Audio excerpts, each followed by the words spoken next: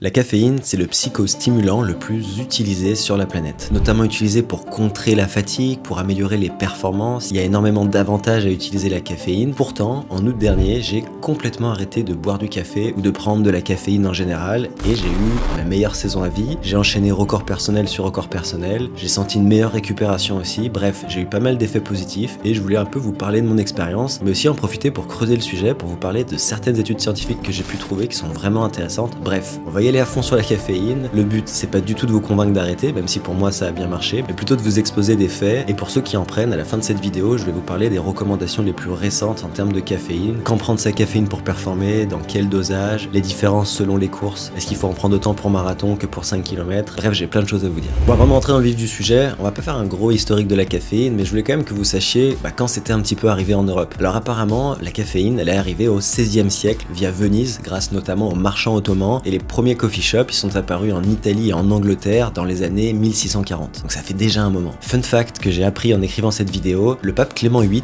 il aurait baptisé le café pour le rendre accessible aux chrétiens. Et en fait, avant qu'il ne bénisse le café, il y a certains religieux catholiques qui considéraient le café comme une boisson satanique. Voilà, je trouvais ça drôle. En 2021, il y a une étude de Maxi Coffee qui nous a appris que 8 Français sur 10 boivent du café régulièrement et 69% tous les jours. C'est énorme. En gros, c'est la deuxième boisson la plus bue derrière l'eau, voilà, tout simplement. Et clairement, d'après l'étude, c'est pas juste parce que les gens aiment le goût du café, parce qu'en fait, 70% des gens qui étaient interrogés dans cette étude, ils disaient qu'ils consommaient pas un super bon café et qu'ils seraient très ouverts à l'idée de boire un meilleur café justement dans leur quotidien. Autre fait intéressant, le premier producteur de café dans le monde, c'est pas le Kenya, l'Éthiopie ou la Colombie, mais c'est de très loin le Brésil qui a une production qui est énorme par rapport même au deuxième, sachant que le deuxième c'est le Vietnam, puis la Colombie. Il y a aussi un sujet d'écologie avec la caféine. Apparemment, la caféine, c'est pas un produit qui est très écologique, notamment parce que parfois ça amène de la déforestation, mais on va pas rentrer du tout là-dedans, c'est pas le sujet de cette vidéo. Et si on se penche sur les pays les plus accros au café, on a, tenez-vous bien, la Finlande et les Pays-Bas qui sont très loin devant avec 7,4 kg de café consommé par habitant. Et au final, même si on consomme pas mal de café en France, on est assez loin derrière les premiers. Il y a même certaines personnes qui ont émis une hypothèse intéressante selon laquelle le développement technologique et économique qu'on a connu dans les pays riches, il serait en partie dû à la consommation de caféine. Bref, vous l'avez compris, la caféine elle est ultra consommée et surtout on la trouve vraiment de partout. Quand vous buvez du thé par exemple, en fait ça revient à boire du café. Pourquoi? Parce que la caféine et la théine, en fait c'est exactement la même molécule. La caféine elle a été découverte en 1819 et la théine en 1827. À l'époque, en gros, elles étaient considérées comme différentes, mais on a ensuite découvert qu'elles étaient exactement la même molécule, sauf que les deux noms ils sont restés par habitude parce que la flemme. Mais pour la petite histoire, quand il y a de la caféine dans le thé, on continue de l'appeler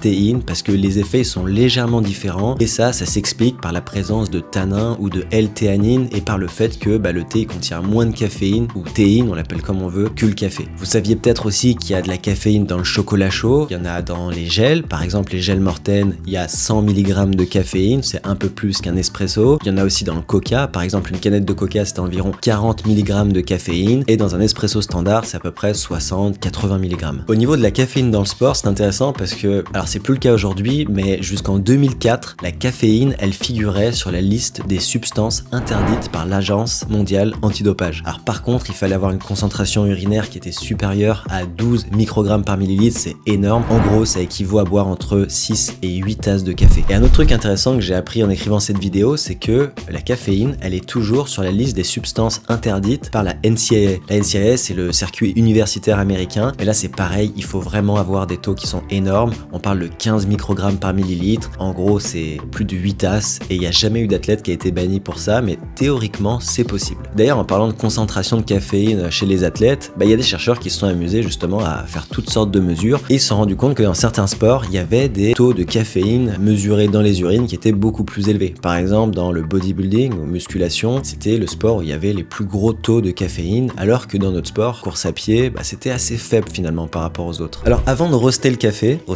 avez compris, faut que je vous parle des effets positifs, parce que évidemment, c'est pas noir ou blanc, et il y a énormément d'avantages à boire du café, vous vous en doutez. Le principal avantage et effet de la caféine que les gens vont chercher, c'est l'effet stimulant. Ça va réduire notre perception de fatigue, ça va augmenter nos niveaux d'énergie, et tout ça c'est assez simple, c'est parce qu'il y a une action sur l'adénosine, c'est une molécule du cerveau en fait qui provoque la somnolence, et le truc dont les chercheurs se sont rendus compte, c'est que la caféine et l'adénosine, elles se ressemblent énormément. Du coup, elles vont compétitionner pour certains récepteurs, des récepteurs à l'adénosine, sauf que l'adénosine, normalement, elle va permettre de ressentir la fatigue, d'avoir de la somnolence, etc. Sauf que quand on boit de la caféine, elle va venir se mettre sur les récepteurs de l'adénosine et du coup, ça va bloquer cette sensation de fatigue. C'est pour ça que quand on boit du café, on sent que ça augmente l'éveil, la vigilance et la concentration. Voilà pourquoi on se sent moins fatigué après un café. Si ça vous intéresse, cette vidéo, elle est excellente, elle rentre vraiment dans les détails.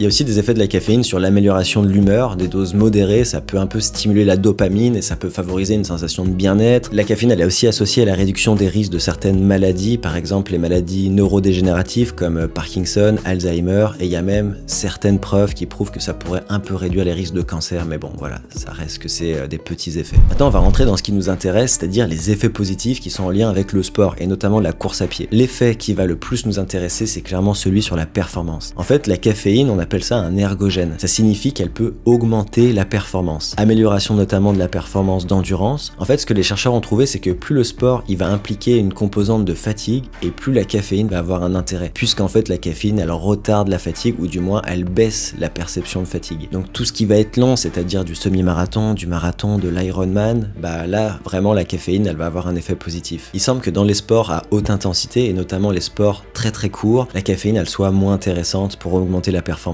La caféine, elle permet aussi de réduire la douleur perçue, notamment sur un 10 km, un marathon, on va avoir mal. Avec de la caféine, on va sentir que cette douleur, elle est plus tolérable. Et il y a aussi des recherches qui montrent que ça améliore la contraction musculaire. Vous voyez, par exemple, dans cette étude, il y avait des sujets qui avaient fait un test sur tapis roulant avec ou sans caféine. Et les résultats de cette étude sont très clairs. La caféine, elle améliorait les performances à ce test sur tapis, sauf que les effets variaient énormément. Pour certaines personnes, c'était 5% de perf en plus, et pour d'autres, ça pouvait aller jusqu'à 87%. Et ça, je trouve que c'est intéressant parce que ça veut dire qu'on ne va pas tous répondre de la même façon à la caféine. Alors juste une petite aparté là-dessus, pour moi je trouve que ces résultats sont complètement délirants, en tout cas chez des coureurs qui sont quand même habitués, on ne pourrait jamais avoir des augmentations de la performance de ce style, c'est juste impossible. Déjà si c'était 1, 2 ou 3% ce serait énorme, donc faut quand même prendre ça avec des pincettes. Il y a aussi cette étude qui a testé les effets de la caféine sur la performance chez des coureurs, ils ont mesuré sur un 5 km et ils ont trouvé que ça améliorait la performance de 11 secondes en moyenne, sachant que pour certaines personnes, ça n'améliorait pas, voire ça diminuait la performance. En général, la littérature scientifique, ce qu'elle dit sur la caféine, c'est qu'on va avoir un gain de entre 1 et 3% sur la performance d'endurance, sauf que 1 et 3% c'est quand même énorme. Ça veut quand même dire gagner entre 2 et 5 minutes sur un marathon en 3 heures. Donc voilà, je suis quand même sceptique sur cette amélioration de la performance, mais on s'en reparle plus tard. Alors voilà, ça c'était un peu plus les faits scientifiques, mais moi j'ai envie de vous parler un petit peu de ma relation à la caféine et de pourquoi j'ai voulu arrêter d'en boire. Alors comme pour beaucoup, j'ai commencé à boire du café à peu près quand j'avais 17-18 ans, fin lycée, début études supérieures, et là ça a été beaucoup pour faire comme les autres. Pareil, pourquoi j'ai commencé la cigarette, c'était pour faire comme les autres, et j'ai commencé à boire du café, et j'ai senti que ça me faisait quand même beaucoup d'effets, j'ai senti que ça me permettait de dormir moins, de travailler plus, surtout pendant les partiels, ça me permettait d'étudier pendant la nuit, bref, je trouvais ça pratique. Mais j'ai jamais non plus été un énorme consommateur de café, en général ma consommation c'était entre 1, 2 et maximum 3 cafés par jour, mais il y a des jours où j'en buvais pas. Par contre, ce que je me suis rendu compte, c'est que ça a vite pris une place disproportionnée dans ma tête, et plus j'en buvais, plus j'y pensais, plus j'avais envie d'en boire, et ça m'arrivait même de me lever le matin et de vraiment penser directement à la caféine, et je pense pas être le seul dans ce cas-là. Ensuite, j'ai commencé la course beaucoup plus tard, vers 23-24 ans, et là, j'ai découvert que tout le monde buvait de la caféine pour performer, que ce soit à l'entraînement ou avant les compétitions. Du coup, j'ai commencé à faire comme tout le monde. Pendant ce temps-là, alors que je prenais de la caféine pour améliorer mes performances en course à pied, j'ai aussi commencé à beaucoup boire du café pour améliorer mes performances, mais plutôt à l'école, pour avancer mon doctorat, pour être juste plus efficace et durer plus longtemps, et aussi avoir l'impression qu'il fallait que je fasse moins d'efforts sur mes habitudes de sommeil, etc. J'ai vraiment eu des périodes de surproductivité où je buvais quand même 2-3 cafés par jour, ce qui pour moi est énorme parce que je l'ai pas dit, mais je réagis vraiment très fortement à la caféine, et durant ces épisodes-là, j'étais certes productif, mais en général, derrière, il y avait un gros crash, c'est-à-dire que je me sentais un petit peu déprimé, je me sentais très fatigué, et globalement, c'était pas incroyable à vivre. Le truc aussi, c'est que la caféine m'a toujours rendu un peu anxieux, un peu suractivé, mais ça, j'ai mis longtemps avant de m'en rendre compte. C'est vraiment quand j'ai arrêté la caféine que je me suis rendu compte que ça créait un fond d'anxiété qui était un petit peu toujours là et pas forcément agréable. Sachant que sur mes premières années de course, j'ai toujours été quand même un mec un peu stressé, anxieux sur la ligne de départ, et j'ai l'impression que boire de la caféine, ça augmentait ce niveau d'anxiété et de stress, et que finalement, c'était pas forcément optimal de se sentir aussi activé pour bien performer. Ensuite, je vous la fais courte, mais il y a eu les JO en 2024, et là, là j'ai appris qu'il y a certains athlètes mormons. Alors les mormons, c'est une religion qui a été fondée aux États-Unis, on connaît pas trop ça en Europe. Et les mormons, en gros,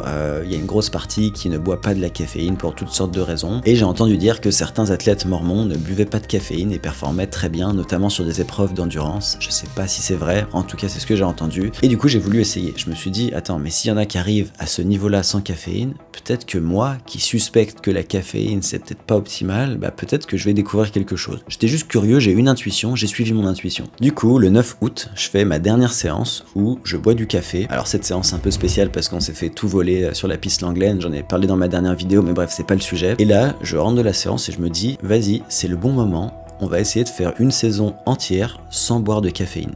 Donc sans boire de caféine, jamais. Ni avant les entraînements, ni avant les compétitions, vraiment jamais. Et on voit ce qui se passe. On n'est pas obligé de continuer si ça nous plaît pas. Donc voilà, j'arrête le café à partir du 9 août. Et là, les jours d'après, je commence vraiment à avoir mal à la tête. Pas beaucoup d'énergie, un petit peu démotivé. Je pense qu'il y avait un gros effet psychologique aussi parce que, mine de rien, j'adorais boire mon café le matin. C'était un rituel, une habitude, un truc que j'avais l'impression dont je pourrais jamais me passer en fait. Et je m'étais vraiment mis dans la tête que j'aurais du mal à performer, que ce soit à l'entraînement ou en compétition, sans caféine. Ce qui est fou en soi.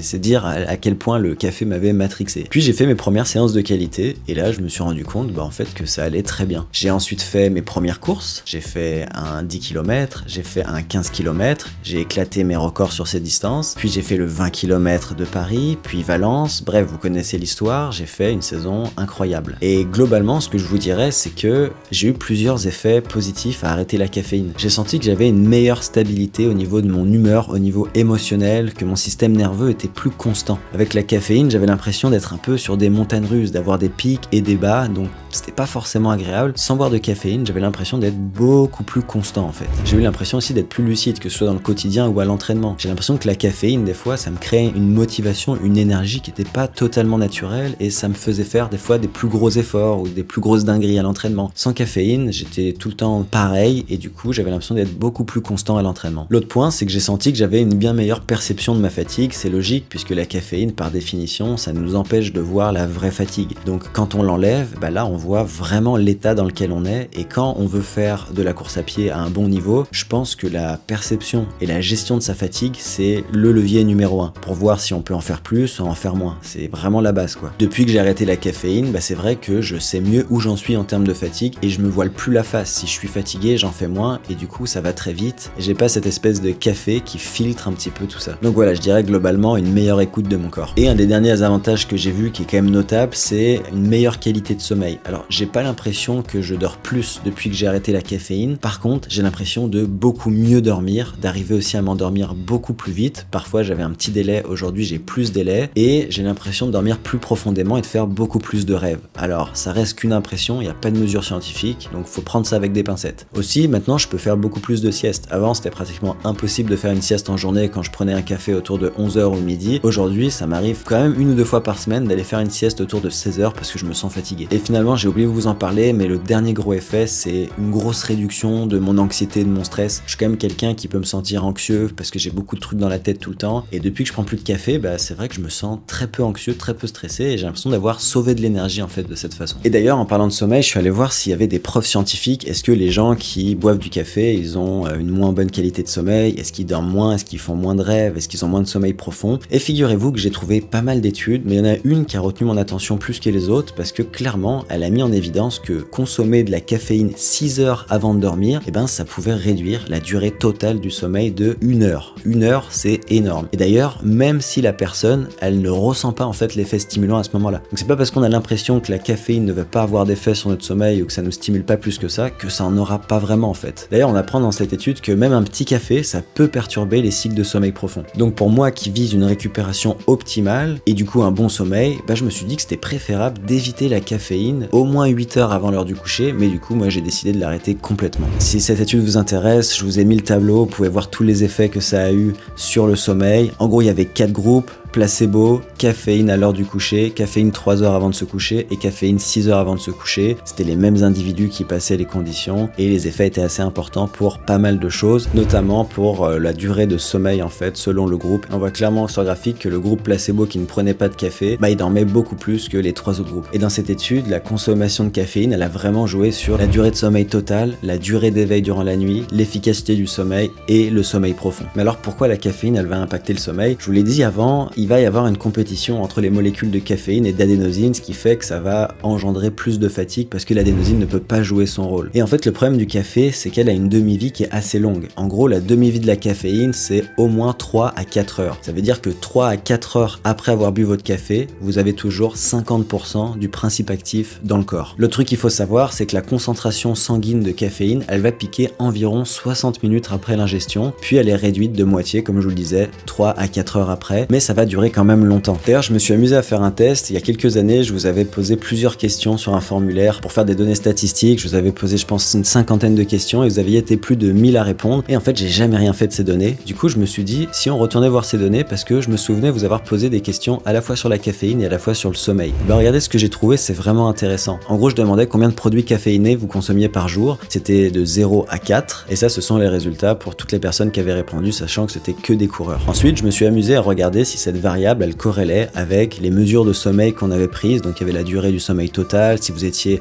content de la qualité de votre sommeil et à quelle fréquence vous aviez du mal à rester endormi. Figurez-vous que la consommation de caféine, elle était corrélée significativement, j'ai fait des analyses statistiques, avec ces 3 variables. 1. Plus les gens consommaient du café et moins ils dormaient en moyenne dans la nuit, sauf pour le groupe 4, mais le groupe 4 est assez biaisé parce qu'il y avait que 50 personnes dans ce groupe. Pareil sur la satisfaction de la qualité de sommeil, plus les gens prenaient de la caféine, moins ils étaient satisfaits de leur sommeil, c'était sur une échelle de 10. Et encore pareil sur à quelle fréquence les gens, ils avaient du mal à rester endormis, plus les gens prenaient de la caféine et plus ils avaient du mal à rester endormis, sauf pour le groupe 4 qui est un petit peu intermédiaire. Alors tout ça, c'est une preuve de plus que même chez les coureurs, boire du café, il semble avoir un impact sur le sommeil, et on sait que le sommeil, c'est quand même probablement le premier levier pour récupérer et pour se sentir énergique et bien en fait dans sa tête et dans son corps. Maintenant, j'aimerais attirer votre attention sur un truc, c'est que la caféine, ça va vraiment avoir un effet différent selon la personne. Par exemple, dans l'étude que je vous montrais tout à l'heure, il y avait quand même une différence de 5 à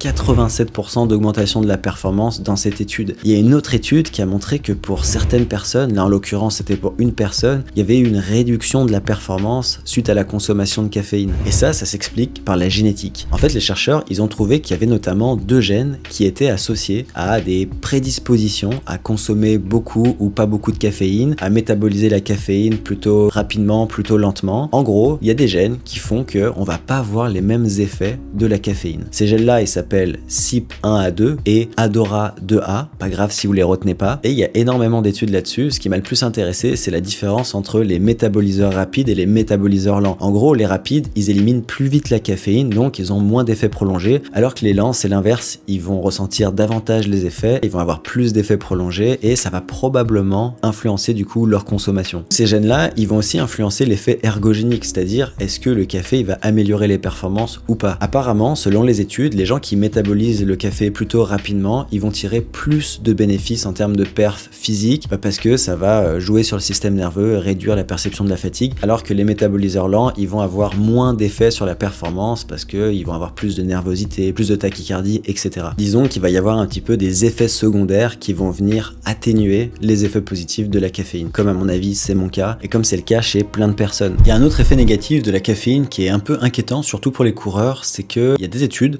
qui ont montré que la caféine, elle va réduire l'absorption de certaines vitamines et certains minéraux et augmenter l'excrétion, c'est-à-dire souvent par les selles ou par les urines, de ces vitamines ou minéraux. Je vous donne plusieurs exemples. Le fer. La caféine, on sait aujourd'hui qu'elle interfère avec l'absorption du fer, sachant que le fer, c'est probablement le minéral le plus important pour les coureurs. Une carence en fer, j'en ai déjà parlé dans mes vidéos, c'est catastrophique pour les coureurs. Ça, en gros, réduit votre performance de 50-60%, c'est considérable. Et on sait aujourd'hui que la caféine, elle peut réduire l'absorption du fer de 80 à 90% quand elle est consommée avec justement des sources de fer. On a un peu les mêmes effets sur le calcium. On sait que la caféine, elle va augmenter l'excrétion du calcium, ce qui va réduire son absorption, sachant que pour une tasse de café, ça va être à peu près 5 mg de calcium qui va être perdu. Après, les besoins journaliers, ils sont à plus de 1000 mg par jour, donc ça peut paraître négligeable, mais sur le long terme, ça peut augmenter le risque d'ostéoporose et le risque de fracture aussi. Pareil pour la vitamine B, la caféine elle va inhiber les récepteurs de la vitamine D, ça limite son absorption, ça réduit la densité osseuse. Pareil pour plusieurs vitamines B, à part la B12, la caféine elle a un effet diurétique qui va provoquer une perte des vitamines,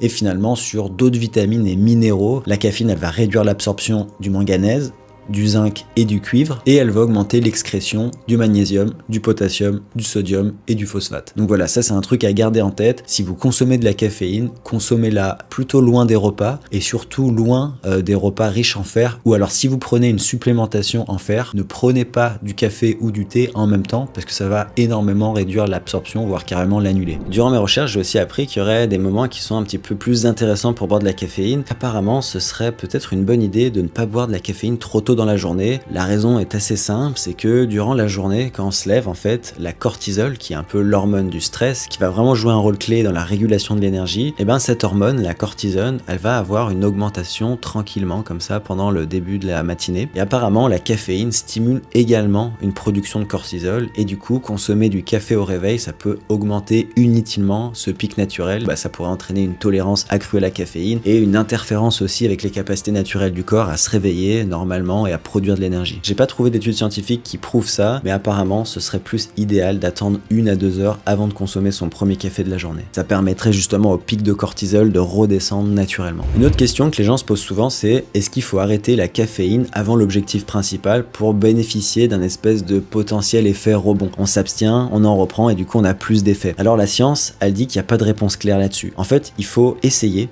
et voir ce qui fonctionne pour vous. Vous pouvez par exemple essayer d'arrêter le café 1, 2 ou 3 jours avant votre course et voir comment vous réagissez. Par contre, si ça vous met dans un état pas possible, alors là, ça vaudrait peut-être pas le coup. Une autre question qui revient souvent, c'est combien de temps durent les effets de la caféine? Alors les effets de la caféine, ça peut durer jusqu'à au moins 3 heures, et apparemment, ça pourrait durer bien plus longtemps chez certaines personnes, surtout ceux qui ne consomment pas de caféine dans leur quotidien. Au niveau des recommandations récentes sur la caféine pour performer dans les sports d'endurance, il y a quelques années, on disait prendre entre 6 mg et 9 mg par kilogramme, mais aujourd'hui on se rend compte que c'est plus des doses faibles qui vont avoir l'effet le plus intéressant pour le moins d'effets secondaires. Donc aujourd'hui on est vraiment plus sur des doses de 3 mg par kilo. Donc en gros, si vous faites 70 kg, ça représente 210 à 240 mg. On va dire que c'est un tout petit peu plus que 2 gènes mortaines caféine. Ce qu'il faut garder en tête, c'est que plus l'épreuve elle est courte, plus il faut prendre la caféine en avance, et plus l'épreuve est longue, plus on peut la prendre, on va dire, au départ. Par exemple, sur une distance courte comme 800 mètres au 10 km, là il faut vraiment la prendre au moins 60 minutes à l'avance pour vraiment avoir le plus d'effet quand on commence la course, parce que c'est très court. Alors que sur un 21 km ou un marathon, moi ce que je conseille à mes coureurs de faire, c'est vraiment de prendre la caféine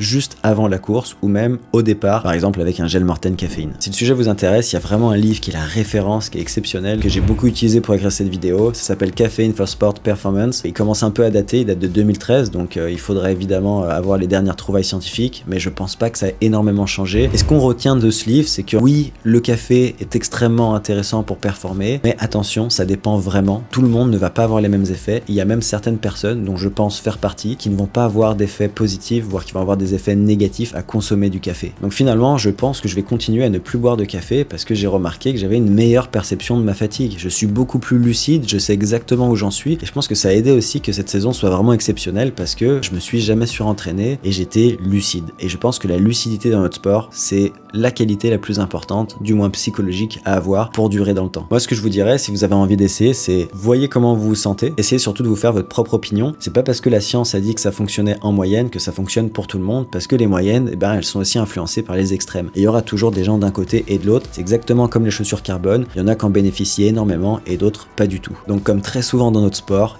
ça dépend. Testez par vous-même, n'ayez pas peur d'aller à contre-courant, et n'hésitez pas à me dire dans les commentaires ce que vous en pensez. Est-ce que vous consommez beaucoup de café? Est-ce que vous avez déjà essayé d'arrêter le café et comment ça s'est passé pour vous? En vrai, je suis hyper curieux de savoir si je suis le seul dans ce cas-là. Je vous dis à bientôt dans une prochaine vidéo. Ciao les machines.